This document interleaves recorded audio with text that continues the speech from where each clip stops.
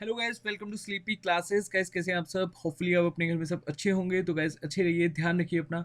And guys geography series को continue करते हुए आज हम डिस्कस करेंगे सोलर सिस्टम। एंड गाइस अभी तक हमने क्या डिस्कस किया एक बार मैं आपको बता देता हूँ, उसके बाद आप बहुत ईजिली अपने आप को इस टॉपिक के साथ कनेक्ट कर पाएंगे।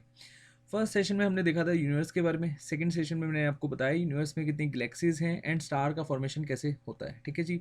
थर्ड सेशन में हमने यहाँ डिस्कस किया था मिल्की वे गैलेक्सी का एक स्टार बोले तो सन, इसका इंटीरियर स्ट्रक्चर हमने अच्छे से डिस्कस किया था। और थर्ड सेशन को ही आज हम फोर्थ सेशन में कंटिन्यू करेंगे, मतलब हम जानेंगे प्लैनेट्स के बारे में। ठीक है, तो सोलर सिस्टम में हमने बेसिकली सन के बारे में तो जान लिया था, आज हम प्लैनेट्स के बारे में डिस्कस करेंगे। और जो फिफ्थ सेशन होगा ये बेसिकली करंट अफेयर बेस्ड होगा। यहाँ पर हम जितने भी हमारी जो स्पेस एजेंसीज हैं उन्होंने प्लैनेट्स को लेकर जो मिशंस लॉन्च करे थे उनको हम डिस्कस करेंगे फिफ्थ सेशन में। तो चलिए सेशन को स्टार्ट करते हैं। अच्छा, एक बार मैं आपको बेसिक से आइडिया दे देता हूँ कि आपको जो प्लैनेट्स हैं उसका व्यू किस तरह से देखने को मिलता है। ठीक है, और कैसे क्वेश्चंस पूछे जाते हैं। देखिए ये है सन। ठीक है, और सन के चारों ओर सभी के सभी प्लैनेट्स घूमते हैं।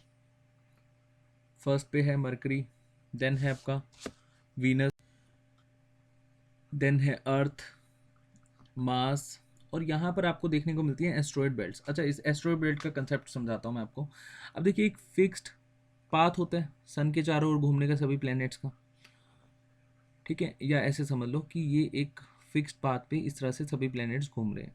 और ये एस्ट्रॉयड बेल्ट्स भी एक फिक्स्ड पाथ पे घूम रहे हैं। इन्होंने एक बेल्ट बना रखी है, इसलिए हम इसको एस्ट्रॉयड बेल्ट कहते हैं। और इस एस्ट्रॉयड बेल्ट में 40,000 के आसपास एस्ट्रॉयड घूम रहे हैं सन के चारों ओर। ठीक है, ऐसे समझ लो 40,000 के आसपास।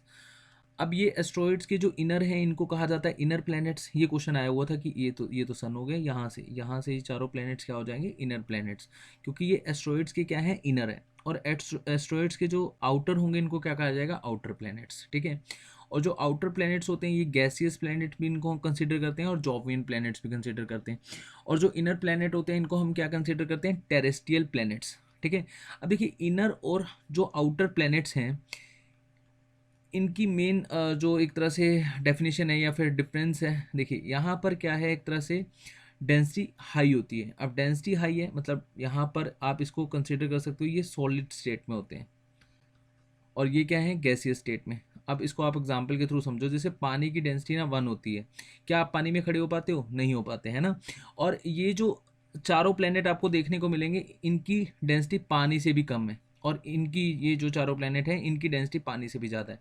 लेकिन दो प्लेनेट में तो हम जीवन संभव देख ही नहीं सकते, क्योंकि मरकरी सन के बहुत करीब है, ना तो इसके पास कोई ऐसा अपना एटमॉस्फेयर है, ना ही अपनी कोई सेटेलाइट है। और इधर वीनस की बात करें तो वीनस के एटमॉस्फेयर में क्या प्रेजेंट है? Carbon dioxide.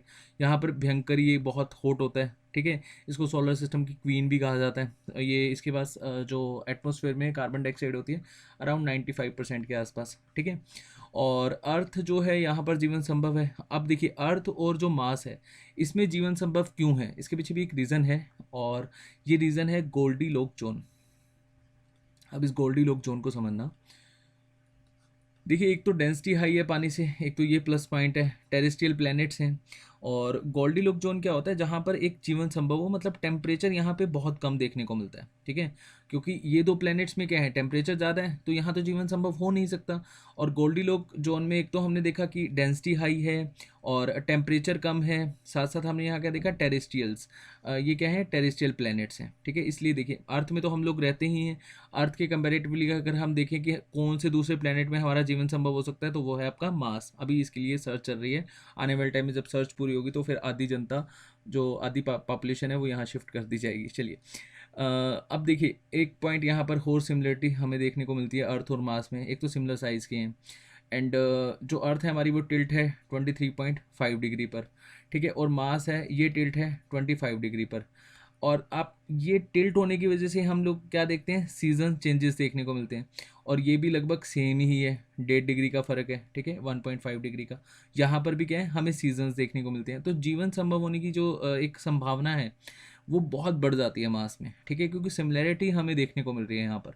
ठीक है, तो इसको डिटेल में पढ़ाऊंगा, अभी जस्ट एक ओवरव्यू दिया मैंने आपको। अच्छा, आज की डेट में हालांकि क्वेश्चंस नहीं आते, फिर भी मैं आपको एक बार बता देता हूँ, क्योंकि हमें बेसिक आइडिया बहुत ज़रूरी है हर टॉपिक का।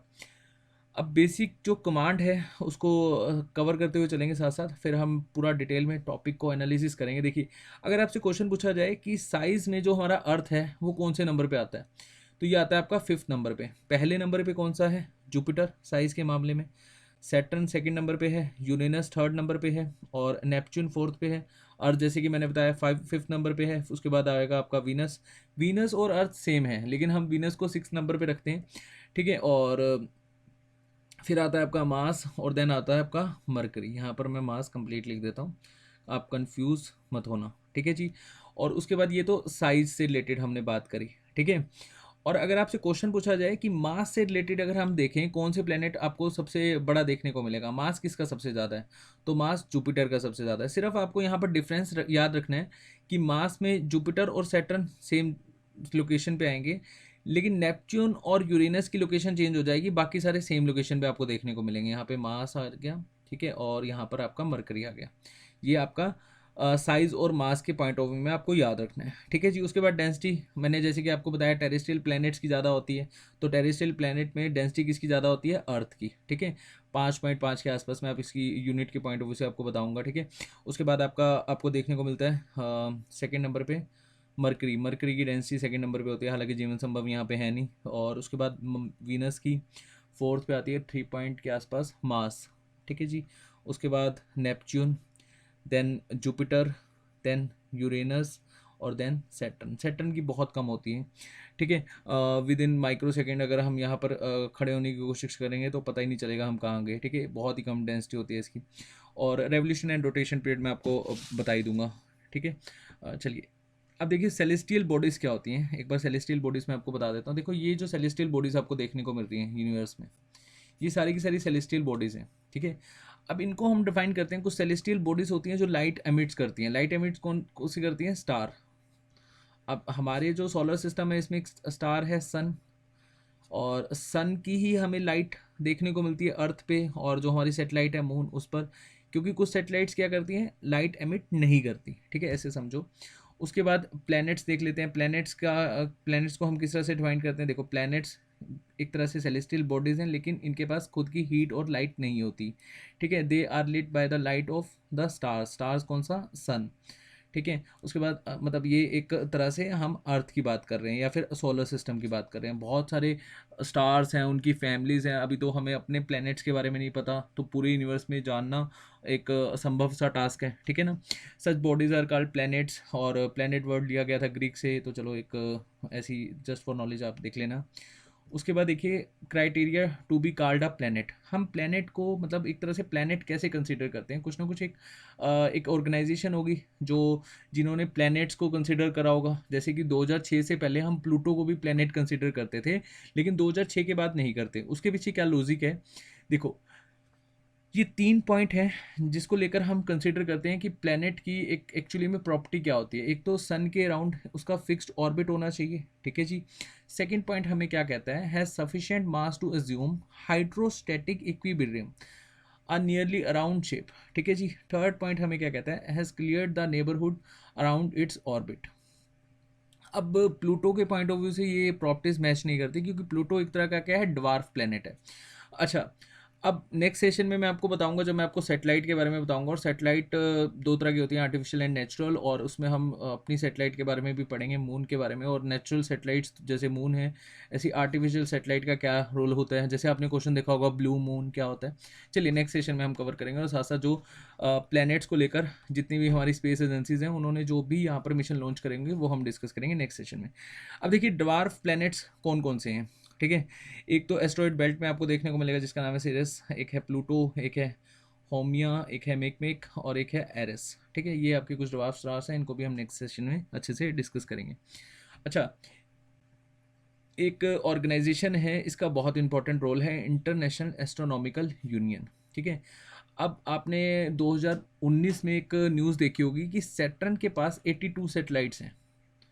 उससे पहले हम क्या कंसीडर करते थे कि जो जुपिटर है उसके पास मैक्सिमम सैटेलाइट्स हैं 79, और सैटर्न के पास हैं 62। लेकिन 2019 में, आई थिंक 2019-18, ठीक है, यहाँ पर मैं ईयर में कंफ्यूज हूँ, लेकिन अभी रिसेंटली की बात है, तो ये हमें पता लगता है कि जो सैटर्न है उसके पास 82 सैटेलाइट्स हैं, लेकिन अभी तक इंटरनेशनल एस्ट्रोनॉमिकल यूनियन ने ऑफिशियली अनाउंस नहीं करा, ऑफिशियल नहीं माना। तो आपके एग्जाम में अगर क्वेश्चन पूछा जाए कि किसके पास सबसे ज़्यादा सैटेलाइट्स हैं, तो आप क्या कंसिडर करोगे? जुपिटर। ठीक है, तो चलिए, अब ये एक तरह से स्ट्रक्चर है mercury, Venus, earth, Mars, Jupiter, Saturn, Uranus and Neptune. इनको हिंदी मीडियम में क्या कहते हैं मैं आपको एक बार बता देता हूँ। ठीक है, बुध, शुक्र, पृथ्वी, मंगल, बृहस्पति, शनि और अरुण, वरुण। यहाँ मैं शायद कंफ्यूज हो सकता हूँ, वरुण नहीं, अरुण वरुण। ठीक है, चलिए, ये लास्ट वाला आपका वरुण होगा, ये आपका अरुण है। चलिए, अब देखिए इनर प्लैनेट और आउटर प्लैनेट्स जो होते हैं इनकी कुछ प्रॉपर्टीज देख लेते हैं। तो इनर प्लैनेट कौन कौन से हैं? Mercury, Venus, earth, Mars, Jupiter, Saturn, Uranus and Neptune. अब इनर प्लैनेट्स आपके स्मॉल होते हैं, डेंसिटी काफ़ी हाई होती है इनकी। ठीक है, डेंस्ड होते हैं और कम सेटेलाइट्स देखने को मिलती हैं। अच्छा, इनका सर्कुलर ऑर्बिट होता है। अच्छा, यहाँ पर मैं आपको प्लैनेट्स के ऊपर ना कुछ हाइपोथेसिस हैं, मतलब कुछ थ्योरीज हैं, वो भी बता देता हूँ, फिर आपको बहुत अच्छे से क्लियर हो जाएगा। पहले चलिए एक बार इनर और आउटर प्लैनेट्स देख लेते हैं। तो सर्कुलर ऑर्बिट देखने को मिलेगी, आउटर प्लैनेट्स मैसिव होंगे। ठीक है, और डेंसिटी बहुत कम होगी जैसे कि मैंने आपको बताया। उसके बाद एक्सटेंसिव सैटेलाइट्स, बहुत ज़्यादा सैटेलाइट्स होती हैं। जुपिटर का एग्जांपल ले लो, 79 के आसपास सैटेलाइट्स हैं। सैटर्न के पास 82 हैं। क्या पता इन फ्यूचर हमें और सैटेलाइट्स इनकी देखने को मिले। उसके बाद इलिप्टिकल पाथ में ये मूव करते हैं। अच्छा, प्लैनेट्स की थ्योरीज देख लेते हैं। प्लैनेट्स की थ्योरी बहुत इंपॉर्टेंट है, समटाइम्स पूछ ली जाती है। अब क्वेश्चन कैसे आता है, जैसे एक थ्योरी थी बफन्स थ्योरी। जैसे हमने यूनिवर्स वाले जो सेशन था हमारा फर्स्ट सेशन, उसमें हमने बहुत सारी थ्योरी स्टडी करी थी, ऐसे ही यहाँ पर भी क्वेश्चन आ जाते हैं। अब प्लैनेट्स को लेकर जो थ्योरीज थी 1745 में ये बफन्स थ्योरी आई थी, बफन हाइपोथेसिस। इसने क्या कहा कि एक स्टार है, स्टार बोले तो सन है। ठीक है, और ये एक कॉमेट है। ठीक है, अब कोमेट और सन इन दोनों की ग्रेविटेशन फोर्स बहुत ज़्यादा है। ठीक है, एक दूसरे को अट्रैक्ट कर रहे हैं। ठीक है, अब भयंकर तरीके से एक दूसरे को अट्रैक्ट कर रहे हैं। ठीक है, अब ये जो कोमेट है ये धीरे धीरे सन के पास आ रहा है, एक दूसरे को अट्रैक्शन कर रहे हैं, मतलब सन कॉमेट को खींच रहा है और कॉमेट सन को खींच रहा है।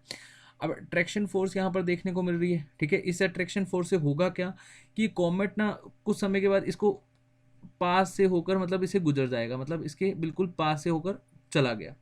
अब अट्रैक्शन फोर्स होने की वजह से जो ये सन है ये कुछ अपना मैटर रिलीज करेगा या कुछ एनर्जी रिलीज करेगा, या फिर ऐसे समझ लो फ्लूइड की फॉर्म में यहाँ पर कुछ हमें रिलीज होता हुआ दिखेगा जब ये कॉमेट पास करेगा। ठीक है, अब ये जो फ्लूइड की फॉर्म में हमें यहाँ पर ऐसे इस तरह से समझो, ये हमें देखने को मिला इस कॉमेट के पास होने के बाद। जब ये आफ्टर सम टाइम्स ठंडा हुआ, कूल हुआ, तो इसमें से कुछ हमें देखने को मिले प्लैनेट्स और कुछ हमें देखने को मिले सैटेलाइट्स। ये कहना किसका था? बफन्स का। ठीक है, बफन्स की थ्योरी बिल्कुल सिंपल है कि एक कॉमेट पास से गुजरा और सन ने अपनी एनर्जी रिलीज करी एक फ्लूइड की फॉर्म में, यहाँ पर हमें कुछ स्प्लिट होते हुए दिखा। अब ये जो स्प्लिट हुआ इसको आफ्टर सम टाइम जब ये मतलब कूल हो गया तो यही जाकर क्या बन गए? प्लैनेट और सैटेलाइट। ठीक है, अब इसको लेकर डिफरेंट साइंटिस्ट ने बोला कि भाई मतलब देखो थ्योरीज जो जितनी भी आती हैं उसके बाद कहीं ना कहीं उनके ड्रॉबैक्स आ जाते हैं, मतलब उन पर क्वेश्चन मार्क आ जाता है कि ये कैसे हुआ, है ना। अब अदर जो साइंटिस्ट थे, अदर जो एस्ट्रोनॉमर्स थे, उन्होंने बोला कि ये तो बिल्कुल समझ से परे है थ्योरी, क्योंकि कॉमेट इतनी पास कैसे आ गया सन के? ठीक है, और इतना लार्ज भी कैसे हो गया? क्योंकि हमने क्या देखा था सोलर सिस्टम में जो सन है वो सबसे बड़ा होता है ना, 99.8 के आसपास तो इसका मास होता है। तो एक कॉमेट इसके पास कैसे आ गया और इतना लार्ज कैसे हो गया? अगर चलो आ भी गया तो उसका ग्रेविटेशन फोर्स सन से कैसे मैच कर गया? ठीक है, और इन्होंने बोला कि जो ये बफन्स थे इन्होंने प्लैनेटरी मोशन के बारे में तो कुछ बताया ही नहीं। प्लैनेट का भी तो कुछ ना कुछ मोशन होता होगा, चलो बन गया ठीक है, लेकिन प्लैनेट के मोशन का क्या हम करें? तो ये थ्योरी कहीं ना कहीं फेल हो जाती है। लेकिन क्वेश्चन इसके ड्रॉबैक से आते हैं, तो ड्रॉबैक्स आपने याद रखनी है। उसके बाद अनदर एक थ्योरी डिस्कस कर लेते हैं। ये आई थी 1745 में, और ये जो सेकंड थ्योरी हम डिस्कस कर रहे हैं ये आई थी 1755 में। इसको कहा जाता है sorry, gaseous hypothesis of Kant. ठीक है, आई थिंक इसको ये प्रोनाउंस करा जाता है, चलिए एक बार गूगल कर लेना, KANT। ठीक है, अब गैसियस हाइपोथेसिस जो थी ये आई थी 1755 में। इनका क्या कहना था कि एक प्रोटोमैटर था। प्रोटोमैटर क्या होता है? एक ऐसा मैटर जिसके बारे में साइंटिस्ट भी अभी तक कुछ नहीं पता लगा पाए। इसको एक तरह से आप डार्क मैटर भी कंसिडर करते हो। अब डार्क है तो पता ही नहीं कुछ लगा कि ये क्या है, कैसे बना। ठीक है, इसको हम प्रोटोमैटर भी कह देते हैं, प्री मैटर भी कह देते हैं, डार्क मैटर भी कह देते हैं। अब ये जो डार्क मैटर है इसमें अब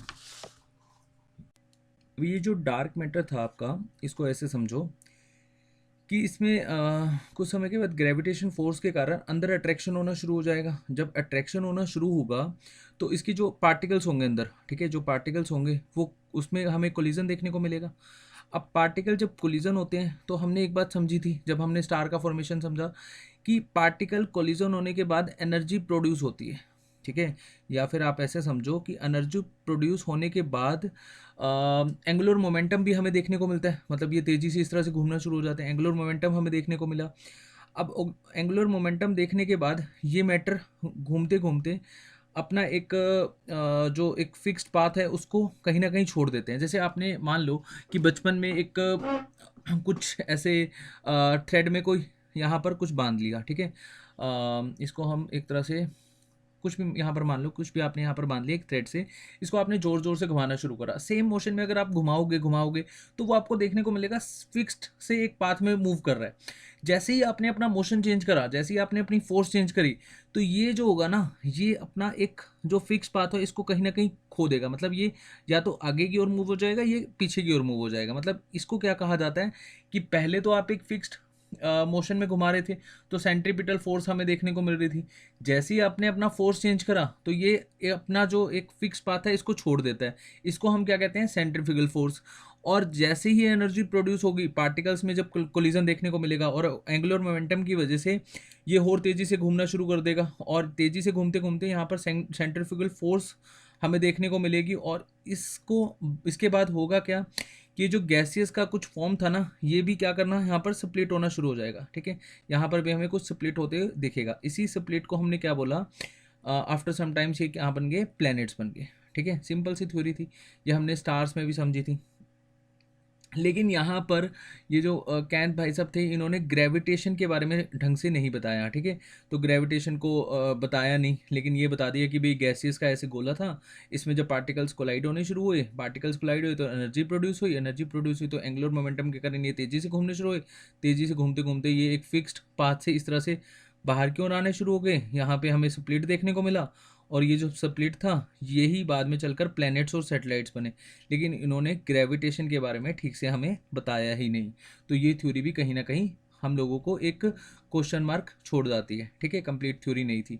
अच्छा, एक इसके बाद थ्योरी आई जो काफ़ी ज़्यादा फेमस हुई, जिसको हम कहते हैं नेबुलस हाइपोथेसिस ऑफ लैपलेस, ठीक है। अब जो नेबुलस हाइपोथेसिस ऑफ लैपलेस थी, इसको भी मैं आपको समझा देता हूँ, जस्ट सेकेंड।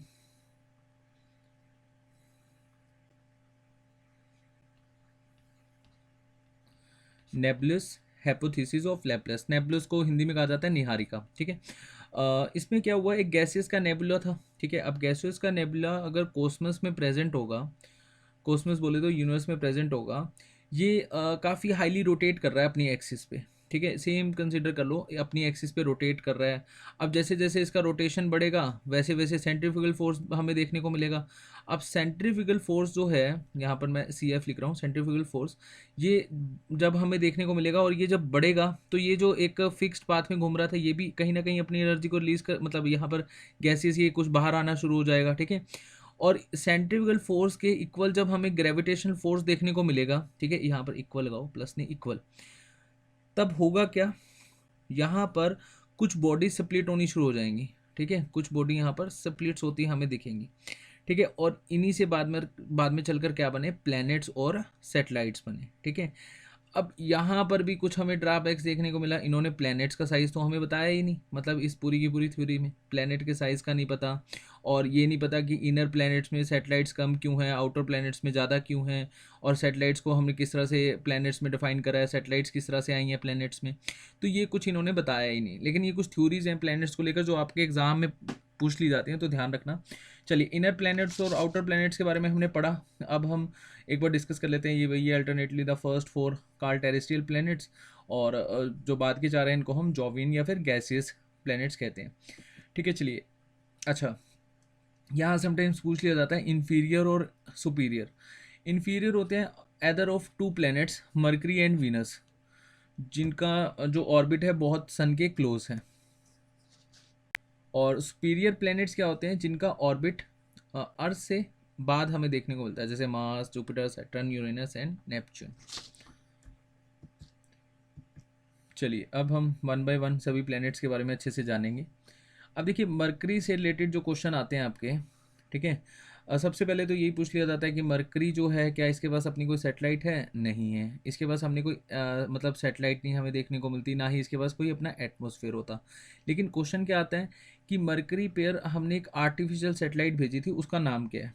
हालांकि नेक्स्ट सेशन में हम कवर करेंगे, लेकिन यहाँ पर भी आप लिख लेना मैर्नियर 10। ये एक आर्टिफिशियल सेटेलाइट है, इसके पास खुद के पास ऐसा कोई सेटेलाइट नहीं होती। एक नासा ने भी यहाँ पर अनमैड व्हीकल भेजा था अपना, या अनमैड एयरक्राफ्ट भेजा था, इसका नाम था मैसेंजर। ये 2014 में भेजा था, लेकिन 2015 में अराउंड 30 अप्रैल, ठीक है, डेट भी यहाँ पर लिख लेना, 30 अप्रैल जो मैसेंजर था वो मरकरी के सरफेस से टकराया और ये डिस्ट्रॉयड हो गया। ठीक है, मैसेंजर क्या था? एक अनमैड एयरक्राफ्ट था जो कि नासा ने भेजा था मरकरी में। अच्छा चलिए, अब मरकरी से हम जो स्टैटिक इन्फॉर्मेशन है वो एक बार देख लेते हैं। मरकरी सबसे नियरेस्ट है, हमने अभी देखा, और सबसे स्मॉलेस्ट भी है।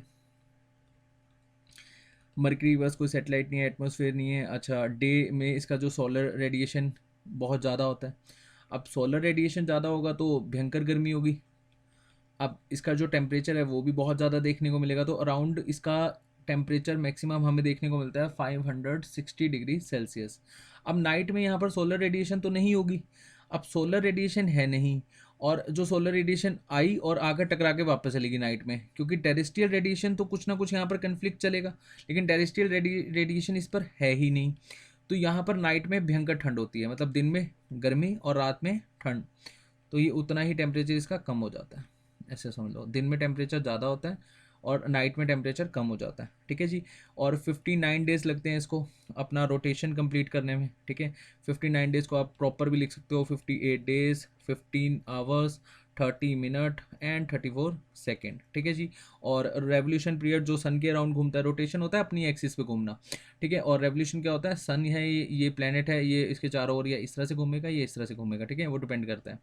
चलिए, तो इसका जो रेवोल्यूशन पीरियड है वो कितना है? 88 डेज़, यहाँ पर लिखा हुआ है 88 डेज़, 87.97, 88 डेज़ लिख सकते हो आप। और देख लेते हैं मरकरी के बारे में। ये मरकरी आपको कुछ इस तरह से देखने को मिलता है।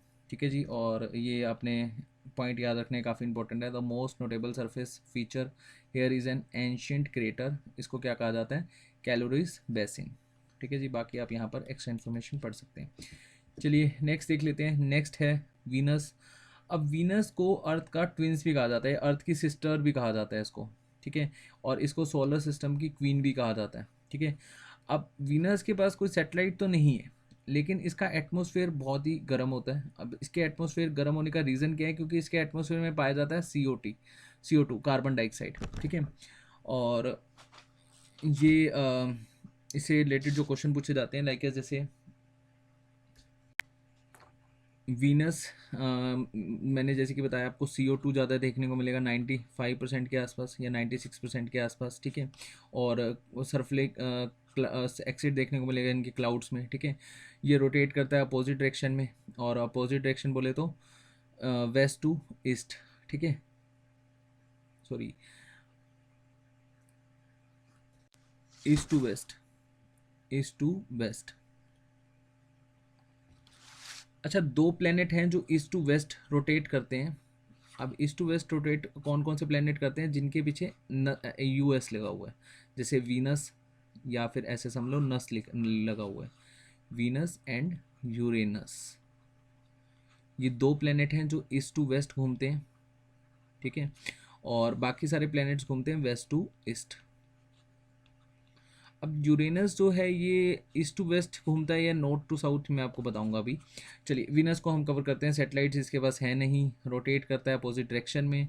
ठीक है जी, और इसके क्लाउड में या फिर एटमॉस्फेयर में देखने को मिलता है हमें 96% कार्बन डाइऑक्साइड, और इसका जो सोलर रेडिएशन होता है ये बहुत ज़्यादा होता है, और जो टेरेस्ट्रियल रेडिएशन होता है ये कम होता है। ठीक है, लो होता है या फिर वीक होता है, ऐसे समझ लो आप।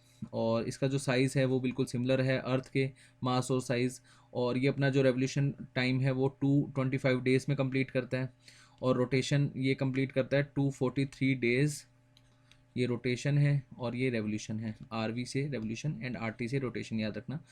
243 डेज में और प्लस यहाँ पर 14 मिनट्स लगते हैं इसको अपना रोटेशन कंप्लीट करने में, ठीक है जी।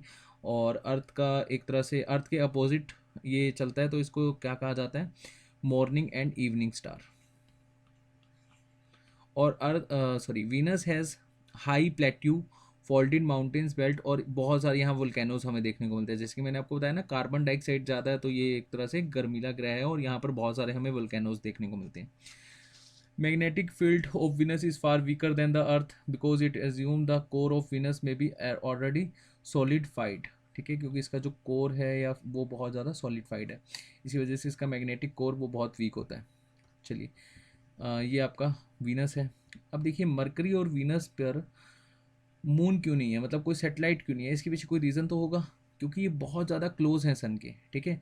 Any moon with too great a distance from this planets would be a unstable orbit be capture by the sun, मतलब अगर यहाँ पर कोई ऑर्बिट होता तो उसको सन कैप्चर कर लेता। Sun is much larger than Mercury, ठीक है, it would most likely to get sucked in sun's huge gravity, ठीक है। Mercury will never have opportunity to capture small and less massive celestial body, ठीक है जी। Second reason है इसका effect of solar winds. Solar winds मैंने आपको जो हमारा थर्ड सेशन था उसमें बताया था सोलर विंड्स क्या होती हैं। उसके बाद why Venus hotter than the Mercury, ये मैं आपको बता चुका हूँ, कार्बन डाइऑक्साइड होती है इसके एटमॉस्फेयर में, ठीक है। और मरकरी के पास ऐसा कोई अपना टेरेस्ट्रियल रेडिएशंस नहीं होती, डेट्स वाई रात को बहुत ठंडा हो जाता है और दिन में गर्म होता है, ठीक है। लेकिन वीनस के एटमॉस्फेयर में आपको क्या देखने को मिलता है, कार्बन डाइऑक्साइड। उसके बाद चलिए हमारे प्लैनेट्स के बारे में पढ़ लेते हैं, अर्थ के बारे में। हालांकि अर्थ के ऊपर मैं 2 से 3 सेशन लूँगा और 2 से 3 सेशन में हम बहुत अच्छे से डिस्कस करेंगे अर्थ का। एक तो इंटीरियर स्ट्रक्चर, एक्सटीरियर, ठीक है, एटमॉस्फेयर, आई थिंक 4 आपके सेशन हो जाएंगे अर्थ के, ठीक है। और जो एक तरह का टाइम जोन है वो भी हम अच्छे से डिस्कस करेंगे कि अर्थ का टाइम जोन हम किस तरह से देखते हैं। जैसे हम इंडिया में रहते हैं तो इंडिया में टाइम जोन क्या है, और राइट नाउ हम यहाँ पर मान लो कि अभी के लिए 3 PM है, तो जो हमारा पड़ोसी देश है पाकिस्तान, तो वहाँ कितना समय हो रहा होगा, 2:30 बज रहे होंगे, तो 30 मिनट पहले क्यों है। अफ़गानिस्तान में कुछ मिनट पहले है, या फिर अमेरिका में देखें एक दिन आगे है पीछे है। तो ये जो कंसेप्ट है डे टाइमिंग का, ये हम डिस्कस करेंगे। तो 4 सेशन आपके लगेंगे अर्थ में, बहुत अच्छे से इसको डिस्कस करेंगे, कोई भी क्वेश्चन को हम छोड़ेंगे नहीं। चलिए यहाँ पर एक छोटा सा देख लेते हैं। शेप होती है इसकी geoid, earth is 5th largest planet, ये अभी हमने देखा। और order of largest to smallest ये मैं आपको बता चुका हूँ ऑलरेडी, ठीक है जी। अर्थ रोटेट करता है 24 आवर, या इसको आप कंप्लीट भी लिख सकते हो, 23 आवर 56 मिनट 4.09 सेकेंड। और रेवोल्यूशन पीरियड है इसका 365 days 5 hour 48 minute 45 second. Very deepest, अच्छा चलिए एक क्वेश्चन मैं आपसे पूछता हूँ, मुझे कमेंट सेक्शन में बताइएगा, अर्थ का सबसे डीपेस्ट प्लेस कौन सा है। ये हम डिस्कस करेंगे जब अर्थ के जो सेशन अलग से हम डिस्कस करेंगे, लेकिन अभी के लिए आप कमेंट सेक्शन में बताइएगा अर्थ का डीपेस्ट प्लेस कौन सा है। चलिए मैं आपको ये भी बता देता हूँ डीपेस्ट प्लेस कहाँ पर है, आप कौन सा है आप मुझे बताना कहाँ पर है ये, मैरिना ट्रेंच। और ये अर्थ की क्रस्ट पे अप्रोक्स हमें कितना अंदर जाना होता है, मतलब कितना हमें देखने को मिलता है, 11,022 मीटर, ठीक है। तो आप मेरे को बताना है मैरिना ट्रेंच कहाँ पे है। ये है हमारा प्यारा अर्थ जहाँ पर हम लोग रहते हैं। चलिए नेक्स्ट प्लेनेट देखते हैं। अच्छा ये है मून, मून के बारे में हम नेक्स्ट सेशन में डिस्कस करेंगे। सेटेलाइट वाला जो सेशन है वो अलग से हम कवर करेंगे, natural satellite and artificial satellite, और यहाँ पर हम मून को भी कवर करेंगे। चलिए अब देखिए मास के बारे में कैसे क्वेश्चंस पूछे जाते हैं, ठीक है। अब मास जो है वो यहाँ पर भी क्या है, जीवन संभव देखा जा रहा है, ठीक है ना, क्योंकि मास एक तरह से क्या है, यहाँ पर एक गोल्डीलोक जोन से हम देखते हैं कि जो इसका एक तरह से एंगल हमारी अर्थ की तरह टिल्ट है। हमारे अर्थ का एंगल कितना टिल्ट था, 23.5 डिग्री, और मास का कितना टिल्ट है, 25 डिग्री, ठीक है। अब ये टिल्ट होने की वजह से होगा क्या, यहाँ पर भी सीजनेबल चेंजेस देखने को मिलता है हमें, और यहाँ पर भी हमें सीजनेबल चेंजेस देखने को मिलता है, ठीक है जी। और मास जो एक तरह से हम इसको क्या कहते हैं, रेड प्लेनेट कहते हैं। अब ये रेडिश कलर का हमें क्यों देखने को मिलता है, क्योंकि इसके एटमॉस्फेयर में हम एटमॉस्फेयर पे हमें concentration of iron oxide compound देखने को मिलते हैं, ठीक है। अब हमारी अर्थ के पास क्या है, एक ही मून है, ठीक है। अब इसकी जो दो सेटेलाइट्स हैं वो कौन कौन सी हैं, फोबोस एंड डीमोस। अब जो फोबस एंड डीमोस हैं इनके बारे में मैं आपको बता देता हूँ कि जो डीमोस है ये सबसे स्मॉलेस्ट है हमारी सोलर सिस्टम की, ठीक है, सबसे स्मॉलेस्ट सेटेलाइट है हमारी सोलर सिस्टम की। मैं यहाँ लिख देता हूँ स्मॉलेस्ट सेटेलाइट। और इसका जो रोटेशन पीरियड है वो आपको कितना देखने को मिलता है, 24 आवर, ठीक है। तो रोटेशन पीरियड यहाँ पर ऑलमोस्ट सेम ही है, 24 आवर के आसपास, 24.6 है, ठीक है, थोड़ा सा ज़्यादा है अर्थ से। और रेवोल्यूशन पीरियड है इसका 687 डेज। पॉसिबिलिटी ऑफ लाइफ मैं आपको बता ही चुका हूँ, टिल्ट होने की वजह से यहाँ पर सीजन्स हम चेंज देखने को मिलता है। Part of Goldilocks zone, जहाँ पर गोल्डी लॉक जोन होता है वहाँ पर कहीं ना कहीं जीवन की संभावना बढ़ जाती है क्योंकि डेंसिटी बहुत हाई है, ठीक है। डेंसिटी तो खैर मरकरी की भी हाई है लेकिन मरकरी बहुत ज़्यादा क्लोज है सन के, तो वहाँ पर जीवन संभव है नहीं। वीनस के पास एक्सट्रीम मात्रा में कार्बन डाइऑक्साइड है, तो यहाँ पर भी हमारा जीवन संभव नहीं है। अच्छा, सेटेलाइट्स मैं आपको बता चुका हूँ। अच्छा, एक चीज़ यहाँ पर याद रखना, बहुत ही इंपॉर्टेंट पॉइंट है, हमारे अर्थ का सबसे जो हाईएस्ट पीक है वो है माउंट एवरेस्ट, ठीक है। अब मार्स का जो हाईएस्ट पीक है वो माउंट एवरेस्ट से 3 टाइम्स लार्जर है। इसको क्या कहा जाता है, निक्स ओलंपिया।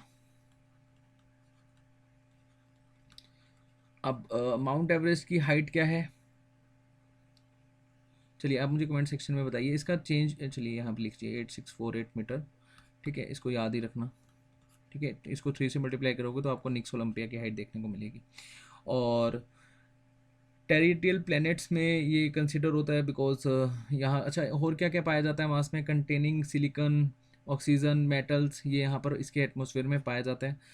चलिए नेक्स्ट प्लेनेट देख लेते हैं। नेक्स्ट प्लेनेट है हमारा मार्स, कुछ इस तरह से दिखता है आपको, जुपिटर। जुपिटर जो है ये सबसे फास्टेस्ट, इसका जो रेवोल्यूशन पीरियड है वो हमें फास्टेस्ट देखने को मिलता है, सॉरी रोटेशन, रेवोल्यूशन तो इसका बहुत देर में होता है, अप्रोक्स 11.9 में, ठीक है। ये इसका रेवोल्यूशन है 11.9 ईयर, और रोटेशन इसका बहुत ही फास्टेस्ट हमें देखने को मिलता है 9 आवर में।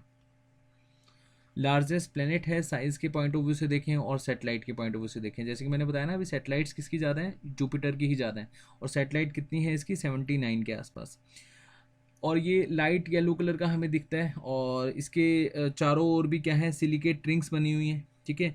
और बहुत सारी सेटेलाइट्स हैं इसके पास, लेकिन आपने कुछ ही सेटेलाइट्स याद रखनी है, जैसे लो, यूरोपा, गैनीमेड। गैनीमेड हमारी जो सोलर सिस्टम है इसकी सबसे लार्जेस्ट जो सेटेलाइट है वो गैनीमेड ही है। एक है कैलिस्टो, ठीक है जी, एक है अमल्थिया, अमल्थिया भी याद रख सकते हो आप, अमल्थिया, ठीक है, ये भी काफ़ी इंपॉर्टेंट है। ये कुछ सेटेलाइट्स आपको याद ही रखनी पड़ेंगी। और ये जो 4 सेटेलाइट्स हैं ये इसलिए भी इंपॉर्टेंट है क्योंकि इनको डिस्कवर किया गया था गैलीलियो ने 1610 में।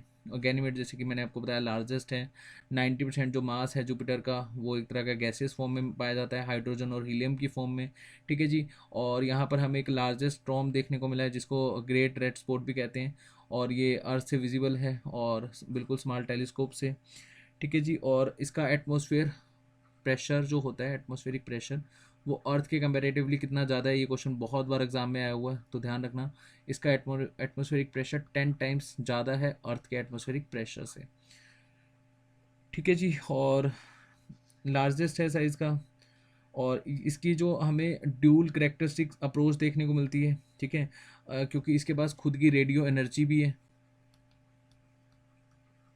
या इसको आप इस तरह से लिख लो, it possess dual characteristics of both planet and star as it has its own radio energy, ठीक है। तो क्वेश्चन आ जाता है समटाइम्स कि रेडियो एनर्जी हमें कौन से प्लैनेट्स में देखने को मिलती है, तो वो है आपका जुपिटर। अब जुपिटर दिखता कैसे है, देखिए यहाँ पर। चलिए नेक्स्ट हम प्लैनेट की बात करते हैं, वो है आपका सैटर्न। अब सैटर्न जो है ये बहुत ही खूबसूरत दिखता है, और ये लास्ट प्लैनेट है जिसको हम नेक्ड आई से देख सकते हैं, ठीक है। उसके बाद हम नहीं देख पाते क्योंकि उसके बाद टेलीस्कोप्स और हमारे को कुछ जो इक्विपमेंट्स हैं उनकी ज़रूरत पड़ती है, तो लास्ट है जिसको हम नेक्ड आई से देख सकते हैं। चलिए इसके बारे में जानते हैं। जो सैटर्न है सेकंड लार्जेस्ट प्लैनेट है सोलर सिस्टम का। इसके चारों ओर ग्लोब बना हुआ है, मतलब गोला बना हुआ है गैसेस का, इसको कहा जाता है globe of gaseous planet surrounding by rings, ठीक है जी। रोटेशन टाइम इसका है अप्रोक्स 11 आवर, और रेवोल्यूशन टाइम है इसका 29.5 ईयर। ये है इसका रोटेशन, ये है इसका रेवोल्यूशन पीरियड।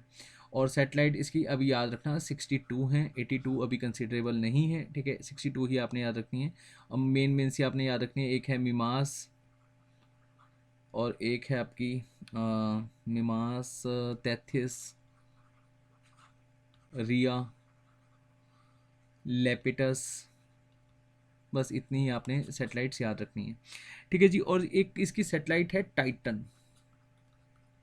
अब टाइटन से क्वेश्चन क्या आता है कि ये जो टाइटन है ये एक तरह की ऑरेंज कलर में हमें देखने को मिलती है और बिल्कुल मास की तरह इसका जो एक स्ट्रक्चर है, मतलब यहाँ पर भी एटमॉस्फेयर है, इसकी भी कुछ ग्रेविटेशनल फोर्स है।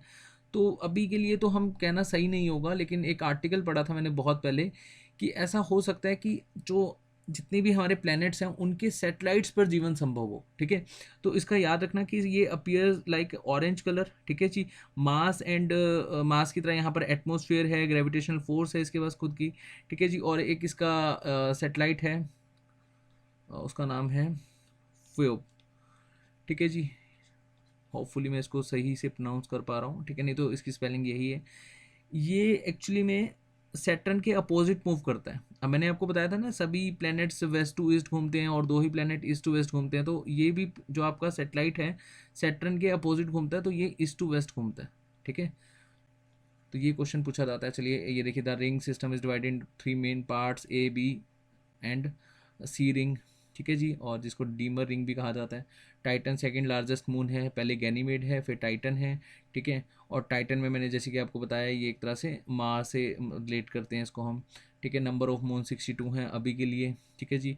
One hypothesis is that a ring remnant of destroy moon of Saturn. और चलिए नेक्स्ट देख लेते हैं। ये सैटर्न कुछ आपको इस तरह से देखने को मिलता है। उसके बाद है नेक्स्ट यूरेनस। अब देखिए यूरेनस से बहुत कम क्वेश्चन पूछे जाते हैं लेकिन इम्पॉर्टेंट है, क्योंकि ये आपका सबसे फारथेस्ट, एक तो मतलब फारथेस्ट सेकंड फारथेस्ट प्लेनेट है, और ये आपको देखने को मिलता है ब्लूरिश ग्रीन कलर में।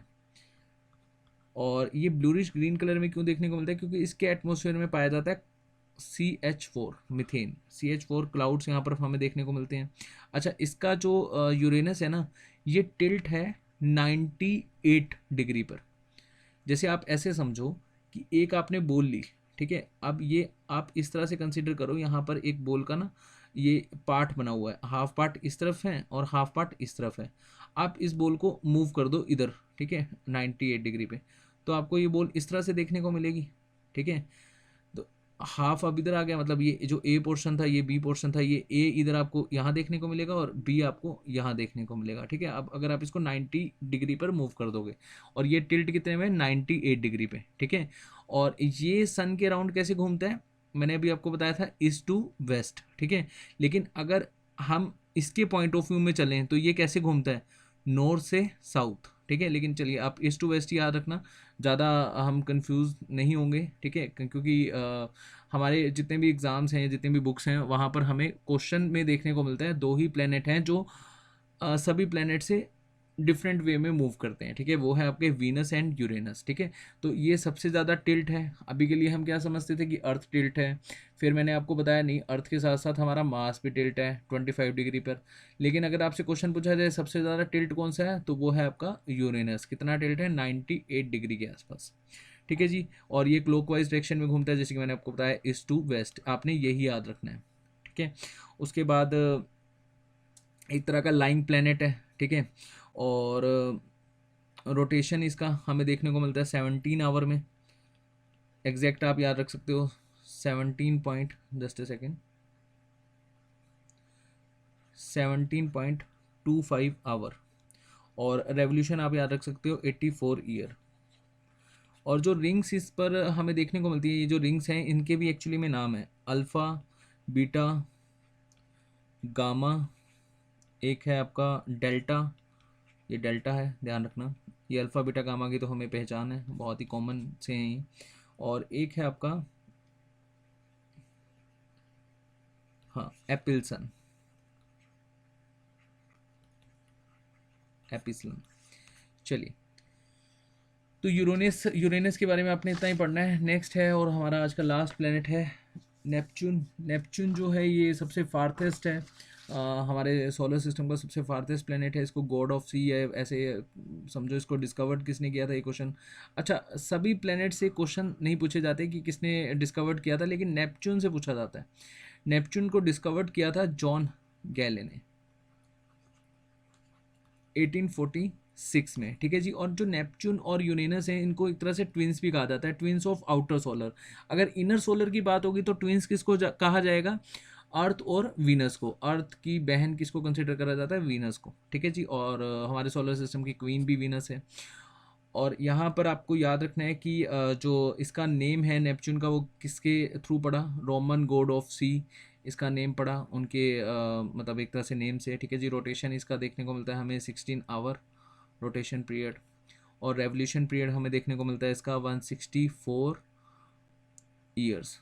अच्छा, कई बुक्स में ना 165 लिखा हुआ है, तो आपने 164 ही यहाँ पर याद रखना है, ठीक है। अगर ऑप्शन में 164 165 आएगा तो आपने यहाँ पर 164 को ही प्रायोरिटी देनी है, ठीक है जी।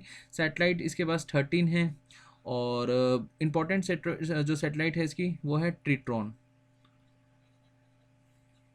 और एक है नीरेड, या इसको N1 N2 ऐसे याद रख लो, नीरेड ऐसे याद रख लो, एक ही बात है, ठीक है। और नेपच्यून के पास भी क्या है, 5 रिंग्स होती हैं। इसका जो नाम है वो कैसे पड़ा है, साइंटिस्ट या फिर एस्ट्रोनॉमर्स के नाम से पड़ा है, गैले, ले, वेरियर, एगेगो, या एंड एक है एडम्स। ये एस्ट्रोनॉमर के नाम से इसकी रिंग्स का नाम पड़ा है नेपच्यून की, ठीक है जी। और नेपच्यून येलोइश कलर में आपको देखने को मिलता है। Neptune is a gas giant, और इसका एक मेन फीचर है जो हमें एटमॉस्फेरिक मतलब जो हमें देखने को मिलता है, जो इसके एटमॉस्फेयर में हमें ग्रेट डार्क स्पॉट देखने को मिलता है। इसका मेन फीचर है ग्रेट डार्क स्पॉट, और ये हमें कहाँ देखने को मिलता है डार्क स्पॉट, नेपच्यून के साउथर्न हेमिस्फेयर में। और ये एक तरह का इमेंस स्टॉर्म है जो अर्थ से भी काफ़ी ज़्यादा बड़ा है। प्रोबली मच कोल्डर बिकॉज ये अर्थ से सॉरी सन से बहुत ही ज़्यादा फारथेस्ट है, तो ऑब्वियसली ये कोल्ड ही होगा। और इनको आइस जायंट्स भी कहा जाता है। दो ही प्लैनेट्स हैं जिनको आइस जायंट्स कहा जाता है, याद रखना, यूरेनस एंड नेपच्यून, ठीक है। तो आज के लिए हमने प्लैनेट्स के बारे में पढ़ा, प्लैनेट्स के बारे में हमने इन्फॉर्मेशन को ग्रैब करा। मैंने आपको प्रीवियस क्लास में ही बताया था कि जितने भी हम यहाँ पर सेशंस डिस्कस कर रहे हैं ज्योग्राफी से, आपने क्या करना है, कोई भी ऑब्जेक्टिव बुक खरीदनी है, क्वेश्चंस लगाने हैं। और यहाँ पर maximum to maximum questions cover करता हूँ मैं थ्योरी की फॉर्म में, लेकिन अगर आप क्वेश्चंस लगाओगे तो आपको एक तरह से रिवाइज हो जाएगा, ठीक है। और इसको PDF फ्रेंडली मैं बनाकर, मतलब 2 से 3 पेज में आपकी जो ये सारा का सारा डाटा है वो मैं उसको बना दूंगा, और PDF आपकी हो जाएगी टेलीग्राम चैनल पर अपलोड। वहाँ से आप डाउनलोड कीजिएगा और PDF को प्रिंट निकालने के बाद आराम से पढ़िएगा। और जो आपके ऑब्जेक्टिव क्वेश्चंस हैं, जो भी आपके पास बुक्स हैं, वो लगाइएगा। डेफिनेटली आपके टॉपिक्स ये मोस्ट प्रॉब्ली से बाहर क्वेश्चन नहीं आएगा, ठीक है जी। Thank you so much.